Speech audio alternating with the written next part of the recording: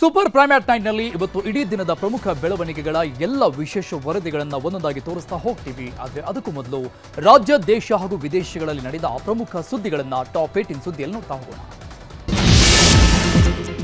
ವಿಶ್ವವಿಖ್ಯಾತ ಮೈಸೂರು ದಸರಾ ಜಂಬೂ ಸವಾರಿ ಯಶಸ್ವಿಯಾಗಿದೆ. ನಾಡದೇವಿ ಚಾಮುಂಡೇಶ್ವರಿ ವಿರಾಜಮಾನವಾದ ಅಂಬಾರಿಯನ್ನ ಹೊತ್ತ ಅಭಿಮನ್ಯು 2 ಗಂಟೆ 8 ನಿಮಿಷದಲ್ಲಿ 4.5 ಕಿಲೋಮೀಟರ್ ಮೆರವಣಿಗೆ ನಡೆಸಿಕೊಟ್ಟ.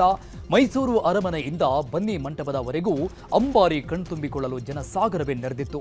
ಅಂಬಾರಿ ಇಳಿಸಿದ ಮೇಲೆ ಅಭಿಮನ್ಯು ರಿಲ್ಯಾಕ್ಸ್ ಮೂಡಿಗೆ ಜಾರಿದ್ರೆ ಜಂಬೂ ಸವಾರಿ ಬಳಿಕ ಚಿನ್ನದ ಅಂಬಾರಿಯನ್ನ ಲಾರಿ ಮೂಲಕ ಮತ್ತೆ ಅರಮನೆಗೆ ತರಲಾಯಿತು. ಮೈಸೂರಲ್ಲಿ ಅದ್ದೂರಿ ದಸರಾ ಜಂಬೂ ಸವಾರಿ ನಡೆದಿದೆ. ರಾಜ್ಯದ 2ನೇ ಅತಿ ದೊಡ್ಡ ಶಿವಮೊಗ್ಗ ದಸರಾ ಜಂಬೂ ಸವಾರಿಯು ಅದ್ದೂರಿಯಾಗಿ ನಡೆಸಲಾಯಿತು.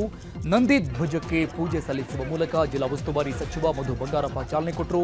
ಸಾಗರ್ ಆನೆ 650 ಕೆಜಿಯ ಬೆಳ್ಳಿ ಅಂಬಾರಿ ಹೊತ್ತು ರಾಜಗಾಂಭೀರ್ಯವಾಗಿ ಹೆಜ್ಜೆ ಹಾಕಿತು. ಸಾಗರ್ಗೆ ಬಾಲಣ್ಣ ಮತ್ತು ಬಹದ್ದೂರ್ ಆನೆಗಳು ಸಾಥ್ ಕೊಟ್ಟರು. ಬೆಂಗಳೂರು ಹೊರವಲಯದ ಆನೇಕಲ್ನಲ್ಲೂ ಕೂಡ ವಿಜೃಂಭಣೆಯಿಂದ ಜಂಬೂ ಸವಾರಿ ನಡೆಯಿತು. ದೀಪ ಬೆಳಗಿಸಿ ಕಾರ್ಯಕ್ರಮಕ್ಕೆ ಶಾಸಕ ಬಿ ಶಿವಣ್ಣ ಚಾಲನೆ ಕೊಟ್ಟರು. ಚೌಡೇಶ್ವರಿ ದೇವಿಯ ಅಂಬಾರಿ ಹೊತ್ತ ಶೇಖರ ಆನೆಗೆ ಪೂರ್ಣಕುಂಭ ಕಳಸ ಹೊತ್ತು ಮಹಿಳೆಯರು ಮೆರವಣಿಗೆಯಲ್ಲಿ ಸಾಥ್ ಕೊಟ್ಟರು. ಡೊಳ್ಳು ಕುಣಿತ, ವೀರಗಾಸೆ, ಚೆಂಡೆ ಮೇಳ ನೋಡುಗರ ಗಮನ ಸೆಳೆಯಿತು. ಪೊಲೀಸರ ಬಿಗಿ ಬಂದೋಬಸ್ತ್ನಲ್ಲಿ ಅಂಬಾರಿ ಉತ್ಸವ ಸಾಗಿತು. ವಿಜಯನಗರ ಜಿಲ್ಲೆಯ ಹೊಸಪೇಟೆ ತಾಲೂಕಿನ ಧರ್ಮದ ಗುಡ್ಡದಲ್ಲಿ ಬನ್ನಿ ಮುಡಿಯೋ ಪರಂಪರೆ ಇಂದಿಗೂ ಮುಂದುವರಿಸಿಕೊಂಡು ಬರಲಾಗಿದೆ.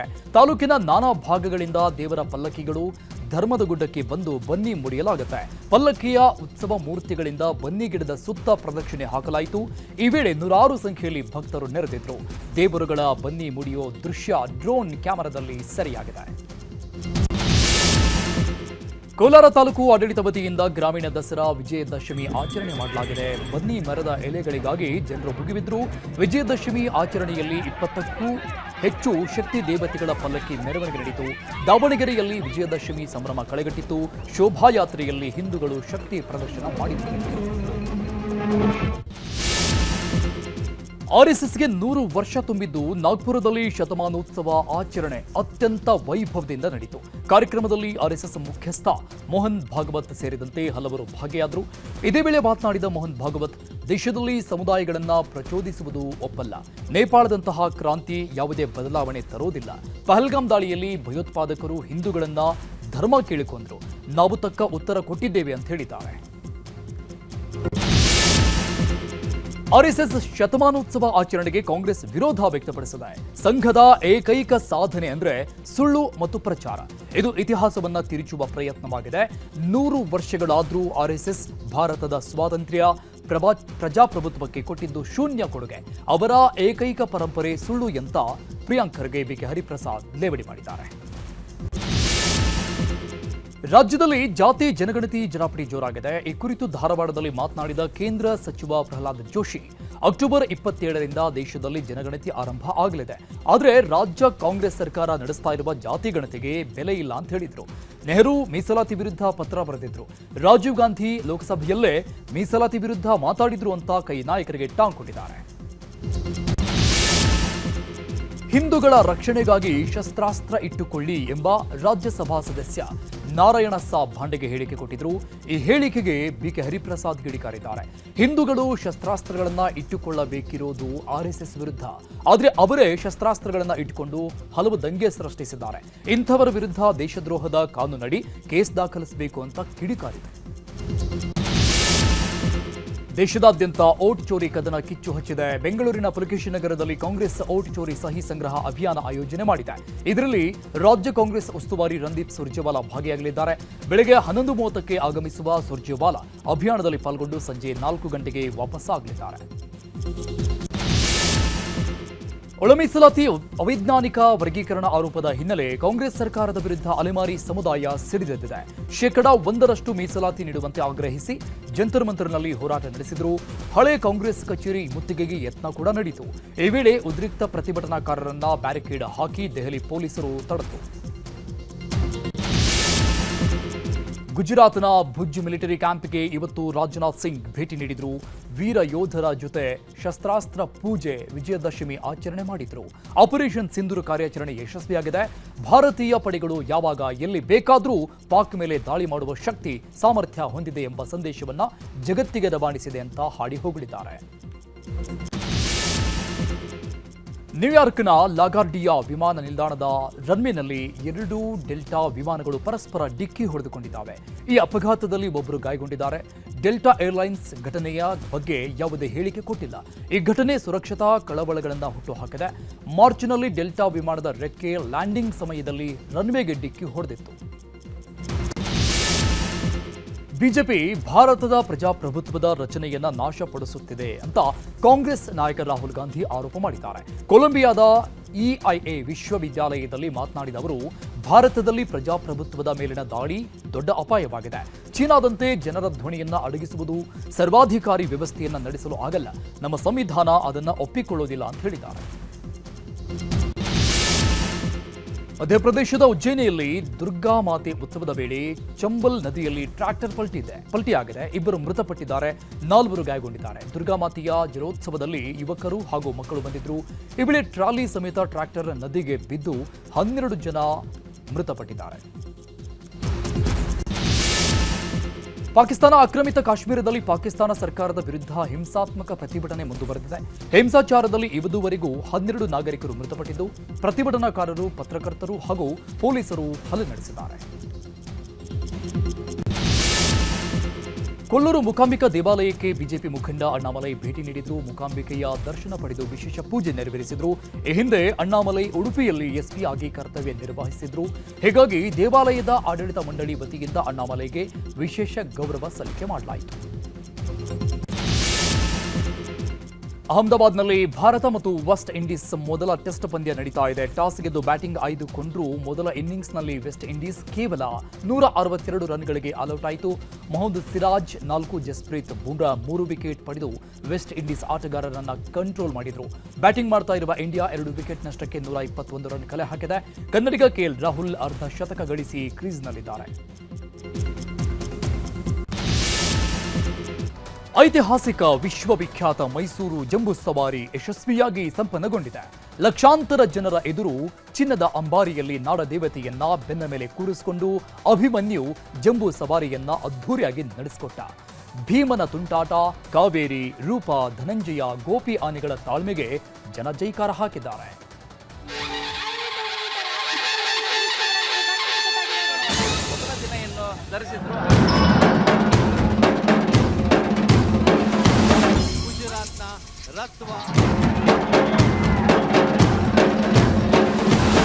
ಕರುನಾಡ ಐತಿಹಾಸಿಕ ಸಾಂಸ್ಕೃತಿಕ ಪರಂಪರೆಯ ಹೊನಲಿನಲ್ಲಿ ವಿಶ್ವವಿಖ್ಯಾತ ಮೈಸೂರು ಜಂಬೂ ಸವಾರಿ ಯಶಸ್ವಿಯಾಗಿದೆ.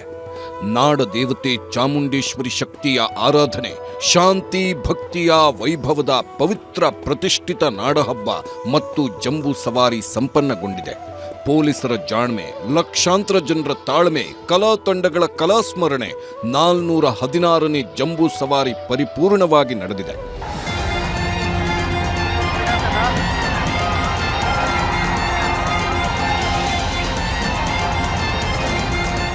ಬೆಳಿಗ್ಗೆಯಿಂದಲೂ ಜಂಬೂ ಸವಾರಿಯ ಸಿದ್ಧತೆಗಳು ಭರದಿಂದ ಸಾಗಿತ್ತು. ಬೆಳಿಗ್ಗೆಯೇ ಸ್ನಾನ ಮುಗಿಸಿ ಹೊಟ್ಟೆ ತುಂಬ ಊಟ ಮಾಡಿದ ಗಜಪಡೆಗೆ ಅಲಂಕಾರ ಮಾಡುವ ಕೆಲಸ ಶುರುವಾಯಿತು. ಬಣ್ಣ ಬಣ್ಣಗಳಿಂದ ಗಜಪಡೆಗಳ ಮೇಲೆ ಕಲಾವಿದರು ಚಿತ್ತಾರ ಮೂಡಿಸಿದ್ರು.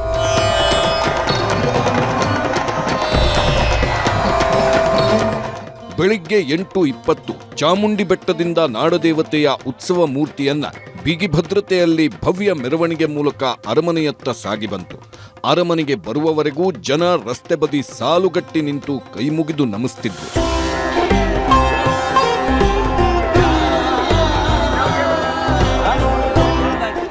ಚಾಮುಂಡೇಶ್ವರಿ ತಾಯಿಯನ್ನ ಅರಮನೆಗೆ ಕರೆತಂದ ಹೊತ್ತಲ್ಲೇ ಅರಮನೆ ಸಂಪ್ರದಾಯದಂತೆ ಯುವರಾಜ ಯದುವೀರ್ ಮೊದಲು ಅರಮನೆ ಅಸ್ತ್ರಗಳಿಗೆ ಪೂಜೆ ನೆರವೇರಿಸಿದ್ರು.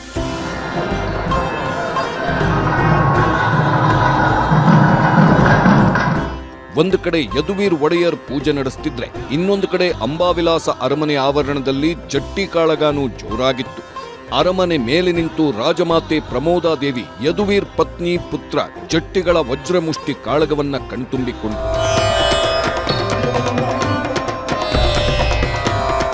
ಜಟ್ಟಿ ಕಾಳಗದ ಬಳಿಕ ಅರಮನೆ ಆವರಣದಲ್ಲಿ ವಿಜಯ ಯಾತ್ರೆ ಶುರುವಾಯಿತು. ಅರಮನೆ ಆವರಣದಿಂದ ಭುವನೇಶ್ವರಿ ದೇವಸ್ಥಾನದವರೆಗೂ ಚಿನ್ನಲೇಪಿತ ಪಟ್ಟದ ಕತ್ತಿಯನ್ನ ಹೊತ್ತ ಪಲ್ಲಕ್ಕಿ ಉತ್ಸವ ನಡೆಯಿತು. ಪಟ್ಟದ ಆನೆಗಳ ಹಿಂದೆ ಕಾರಲ್ಲಿ ಯದುವೀರ್ ಮೆರವಣಿಗೆಯಲ್ಲಿ ಭಾಗಿಯಾದರು. ಆಮೇಲೆ ವಿಜಯ ಯಾತ್ರೆ ಮೂಲಕ ಸಾಗಿ ಬಂದ ಯದುವೀರ್ ಮೊದಲು ಬನ್ನಿಮರಕ್ಕೆ ಪೂಜೆ ಸಲ್ಲಿಸಿದ್ರು.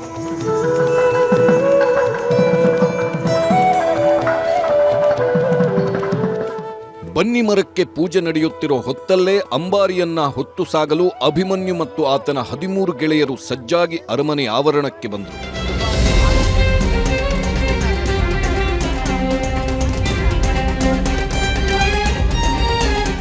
ಅಂಬಾರಿ ಹೊರಲು ಸಜ್ಜಾದ ಗಜಪಡೆಗಳು ಅರಮನೆ ಆವರಣ ಪ್ರವೇಶ ಆಗ್ತಿದ್ದಂತೆ ಮುಖ್ಯಮಂತ್ರಿ ಸಿದ್ದರಾಮಯ್ಯ, ಉಪಮುಖ್ಯಮಂತ್ರಿ ಡಿಕೆ ಶಿವಕುಮಾರ್, ಉಸ್ತುವಾರಿ ಸಚಿವರು, ಶಾಸಕರು ಅರಮನೆಗೆ ಎಂಟ್ರಿ ಕೊಟ್ಟರು. ಮಧ್ಯಾಹ್ನ 1:01 1:16 ಸಲ್ಲುವ ಶುಭ ಧನುರ್ ಲಗ್ನದಲ್ಲಿ ನಂದಿ ಧ್ವಜಪೂಜೆ ನೆರವೇರಿಸಿದ್ರು.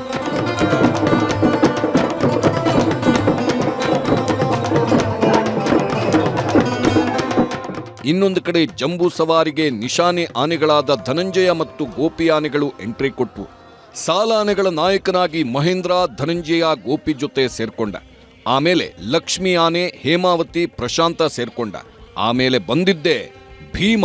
ಭೀಮನ ವಯಸ್ಸು 25 ವರ್ಷಗಳು. ಧನಂಜಯ ಕಳೆದ 7 ವರ್ಷಗಳಿಂದ ಮೈಸೂರಿನ ಮಹೇಂದ್ರ 42 ವರ್ಷಗಳು. ಮಹೇಂದ್ರ 2022-23 ಸದ್ದು ಮತ್ತು ಪಟಾಕಿಗಳ ಗದ್ದಲಕ್ಕೂ ಅಂಜದೆ. ಭೀಮ ಅಂತ ಹೆಸರು ಕೂಗ್ತಿದ್ದಂತೆ ಜನ ಶಿಳ್ಳೆ ಚಪ್ಪಾಳೆಗಳೊಂದಿಗೆ ಸ್ವಾಗತಿಸಿದ್ರು. ಜನ ಭೀಮ ಭೀಮ ಅಂತಿದ್ದಂತೆ ಸೊಂಡಿಲು ಎತ್ತಿ ತನ್ನ ಸಿಗ್ನೇಚರ್ ತೋರಿಸಿದ. ಭೀಮನ ಜೊತೆ ಕಂಜನ್ ಮತ್ತು ಏಕಲವ್ಯ ಜೊತೆಯಾಗಿದ್ವು. ಭೀಮ ಬಲ ಭೀಮ ಬರುತ್ತಿದ್ದಾನೆ ನೋಡಿ. ಭೀಮನ ಪಕ್ಕದಲ್ಲಿ ಕಂಜನ್, ಕಂಜನ್ ಪಕ್ಕದಲ್ಲಿ ಏಕಲವ್ಯ.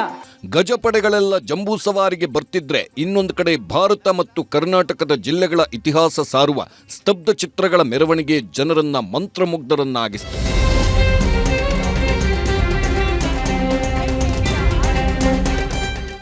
ಇನ್ನೂ ಡೊಳ್ಳು ಕುಣಿತ, ವೀರಗಾಸೆ ಕುಣಿತ, ನಂದಿ ಕುಣಿತ, ಗೊರವರ ಕುಣಿತ, ಕೀಲು ಕುದುರೆ, ಯಕ್ಷಗಾನ, ಕೀಲುಗೊಂಬೆ, ಮರಗಾಲು, ವೀರಗಾಸೆ, ಹಾಡಿ ಮಕ್ಕಳ ಕುಣಿತ, ತಾಳಮದ್ದಳೆಗಳ ಸದ್ದಿಗೆ ಲಕ್ಷಾಂತರ ಜನ ತಲೆದೂಗಿದ್ರು. ಚಿನ್ನದ ಅಂಬಾರಿಯಲ್ಲಿ ಚಾಮುಂಡೇಶ್ವರಿ ಮೂರ್ತಿಯನ್ನ ಕೂರಿಸಿಕೊಂಡು ಅಭಿಮನ್ಯುವಿನ ಬಳಿಗೆ ತಂದ್ರು. ಆಮೇಲೆ ಅಭಿಮನ್ಯುವಿನ ಬೆನ್ನ ಮೇಲೆ ಅಂಬಾರಿ ಕಟ್ಟುವ ಕೆಲಸವೂ ಶುರುವಾಯಿತು. ಸಂಜೆ 4:42 5:16 ನಡುವೆ ಕುಂಭಲಗ್ನದಲ್ಲಿ 750 ಕೆಜಿಯ ಅಂಬಾರಿಯನ್ನ ಹೊತ್ತ ಅಭಿಮನ್ಯು ಅರಮನೆ ಆವರಣದಿಂದ ಹೊರಟ. ರೂಪ ಮತ್ತು ಕಾವೇರಿ ಹೆಣ್ಣಾನೆಗಳು ಅಭಿಮನ್ಯುವಿಗೆ ಜೊತೆಯಾದವು. ಮೊದಲು ಅಂಬಾವಿಲಾಸ ಅರಮನೆ ಮುಂದೆ ಬಂದು ಅಭಿಮನ್ಯು ನಿಂತಾಗ ರಾಜಮಾತೆ ಪ್ರಮೋದಾದೇವಿ ಪುಷ್ಪನಮನ ಸಲ್ಲಿಸಿದ್ರು. ರಾಜಮಾತೆ ಅಪ್ಪಣೆ ಸಿಕ್ತಿದ್ದಂತೆ ಅಭಿಮನ್ಯು ಅಂಬಾರಿ ಹೊತ್ತು ಹೆಜ್ಜೆ ಹಾಕಲು ಶುರು ಮಾಡಿದ. ಜಾನಪದ ಮಹಿಳಾ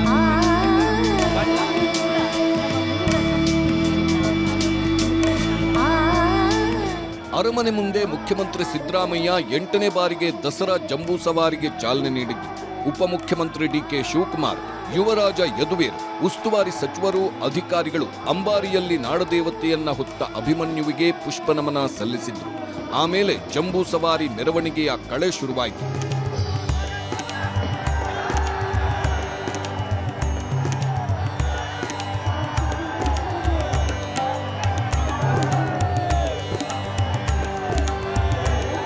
ನಾಡಿನ ಕಲೆ, ಸಂಸ್ಕೃತಿ, ಸಾಂಸ್ಕೃತಿಕ ವೈಭವಗಳ ವೈಭೋಗ, ಸರ್ಕಾರದ ಸಾಧನೆಗಳ ಪ್ರತಿಬಿಂಬಗಳು, ಮಹಾತ್ಮ ಗಾಂಧೀಜಿಯ 156ನೇ ಜನ್ಮದಿನದ ಸ್ಮರಣೆಯ ಮಧ್ಯೆ ಆಗಾಗ ಸುರಿದ ಸೋನೆ ಮಳೆಯಲ್ಲೂ ಜಂಬೂ ಸವಾರಿ ಅದ್ಧೂರಿಯಾಗಿ, ಯಶಸ್ವಿಯಾಗಿ, ವೈಭವೋಪೇತವಾಗಿ ಯಶಸ್ವಿಯಾಯಿತು.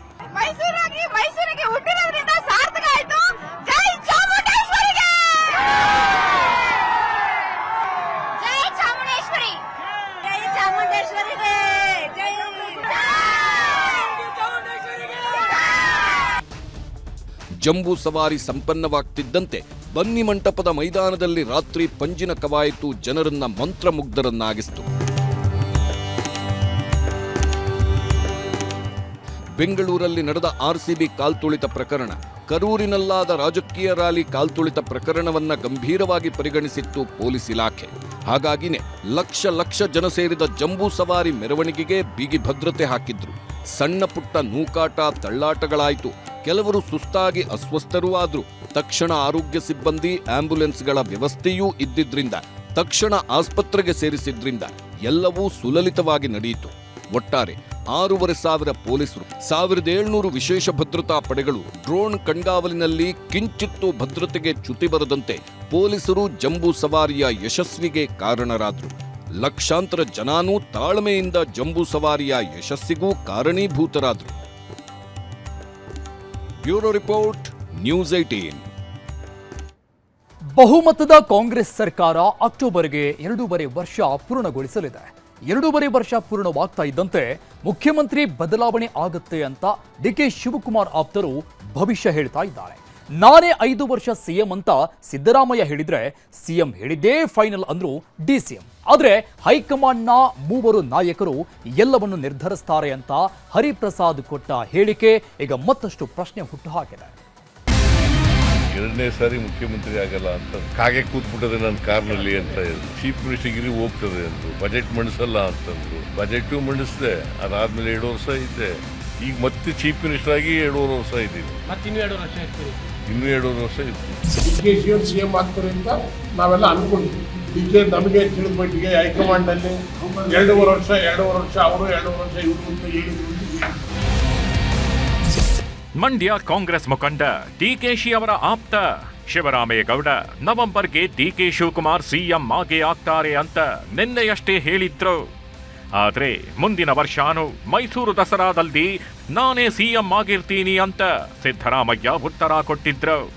ಇವತ್ತು ಡಿಕೆ ಶಿವಕುಮಾರ್ ಪವರ್ ಶೇರಿಂಗ್ ಬಗ್ಗೆ ಯಾರೇ ಮಾತಾಡಿದ್ರು ಶಿಸ್ತು ಕ್ರಮ ತಗೊಳ್ತೀವಿ, ಪವರ್ ಶೇರಿಂಗ್ ಬಗ್ಗೆ ಮಾತಾಡೋರು ಪಕ್ಷ ವಿರೋಧಿಗಳು ಅಂತ ಸಿಟ್ಟನ್ನ ಹೊರಹಾಕಿದ್ರು. ಯಾರು ಪವರ್ ಶೇರಿಂಗ್ ಬಗ್ಗೆ ಮಾತಾಡೋಕ್ಕೆ ಹಕ್ಕಿಲ್ಲ. Including Ranganath, I was G C Chandrashekhar to issue notice. Power sharing ಬಗ್ಗೆ ಎಲ್ಲಿದೆ, ಎಲ್ಲಿ ಚರ್ಚೆ ಇದೆ, ನಾನೇ ಹೇಳ್ತಾ ಇದ್ದೀನಿ. Nothing to be discussed, no question.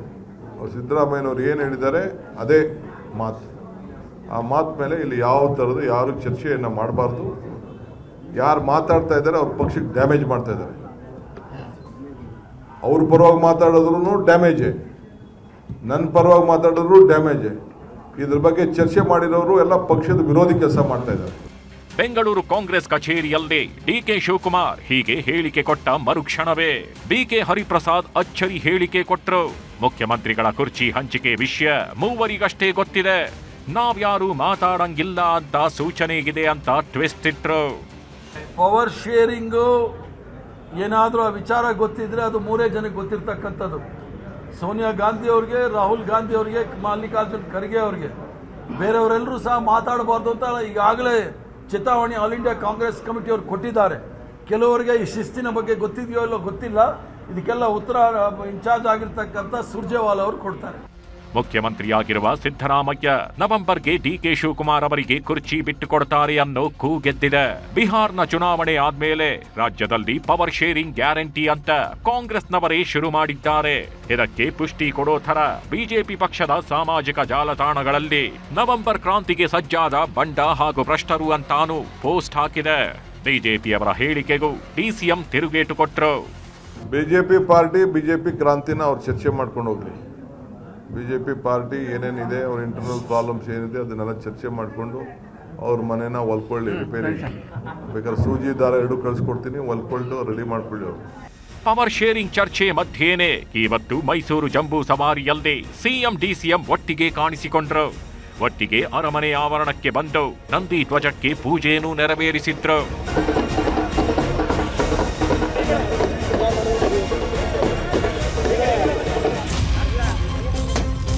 ಕಾಕತಾಳೀಯವೋ ಏನೋ ಸಿಎಂ ನಂದಿ ಧ್ವಜಕ್ಕೆ ಗೀಡುಗಾಯಿ ಒಡೆಯಲು 2 ಸಲ ವಿಫಲರಾಗಿ 3ನೇ ಸಲ ಸಕ್ಸಸ್ ಆದ್ರು. ಆಮೇಲೆ ಬಂದ ಡಿಕೆ ಶಿವಕುಮಾರ್ ಕೂಡ ಈಡುಗಾಯಿ ಹೊಡೆಯೋಕೆ 2 ಸಲ ವಿಫಲರಾಗಿ 3ನೇ ಸಲ ಸಕ್ಸಸ್ ಆದ್ರು. ಸಿಎಂ ಕುರ್ಚಿ ವಿಷಯದಲ್ಲೂ ಇದೇ ಆಗ್ತಿದೆ ಅಂತ ಈಗ ಅನೇಕರು ಚರ್ಚೆ ಶುರು ಮಾಡಿದ್ದಾರೆ. ನವೆಂಬರ್ನಲ್ಲಿ ನಿಜಕ್ಕೂ ರಾಜ್ಯದಲ್ಲಿ ಕುರ್ಚಿ ಹಂಚಿಕೆ ಆಗತ್ತಾಗಿಲ್ವಾ ಗೊತ್ತಿಲ್ಲ. ಆದ್ರೆ ಮುಂದಿನ ಸಲ ಮೈಸೂರು ದಸರಾದಲ್ಲಿ ನೀವು ಇರ್ತೀರಾ ಅನ್ನೋ ಪ್ರಶ್ನೆಗೆ ಸಿಎಂ ಐ ಹೋಪ್ ಸೋ ಅಂದಿರೋದು ಮತ್ತಷ್ಟು ಪ್ರಶ್ನೆ ಹುಟ್ಟು ಹಾಕಿದೆ. I hope so. Bureau report, news 18. Kalaburagi ಹಾಗೂ ವಿಜಯಪುರದಲ್ಲಿ ಭೀಮಾ ನದಿ ಜಲ ಪ್ರಳಯವನ್ನೇ ಸೃಷ್ಟಿ ಮಾಡಿದೆ. ಹುಚ್ಚೆದ್ದು ಹರಿತಾ ಇರೋ ನದಿಯ ಹೊಡೆತಕ್ಕೆ ಸಿಕ್ಕಿದ್ದೆಲ್ಲವೂ ಸರ್ವನಾಶವಾಗ್ತಾ ಇದೆ. ಉತ್ತರ ಕರ್ನಾಟಕದಲ್ಲಿ ಪ್ರವಾಹ ಬದುಕನ್ನು ಮುಳುಗಿಸಿದ್ರೆ, ಹಳೆ ಮೈಸೂರು ಭಾಗದಲ್ಲಿ ಇವತ್ತು ಮಳೆ ಮತ್ತೆ ಅಬ್ಬರಿಸಿದೆ. ಪ್ರವಾಹ ಮುಂದುವರೆದ್ರಿಂದ ಈ ಗ್ರಾಮಸ್ಥರಲ್ಲಿ ಇನ್ನೂ ಕೂಡ ಸಂಕಷ್ಟವನ್ನು ಎದುರಾಗಿರುವಂಥದ್ದು. ವಿಜಯಪುರ ಜಿಲ್ಲೆಯ ಭೀಮಾ ನದಿ ಪಾತ್ರದಲ್ಲಿ ಪ್ರವಾಹ ಉಂಟಾಗಿರುತ್ತದೆ.